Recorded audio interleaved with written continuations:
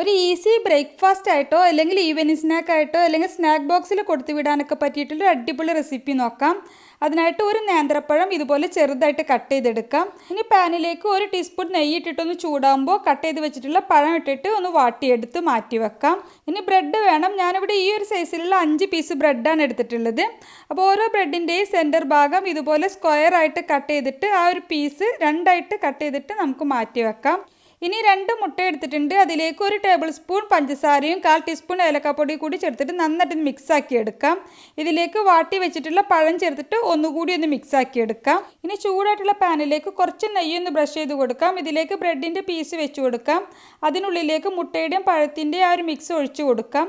എന്നിട്ട് ബ്രെഡിൻ്റെ പീസ് വെച്ചിട്ട് ഒന്ന് കവർ ചെയ്ത് കൊടുത്തിട്ട് ജസ്റ്റ് ഒന്ന് പ്രസ് ചെയ്ത് കൊടുക്കാം. ലോ ഫ്ലെയിമിൽ ഇട്ടിട്ട് ഒരു സൈഡൊന്ന് ടോസ്റ്റ് ആയി വന്നാലും മറിച്ചിട്ട് കൊടുക്കാം.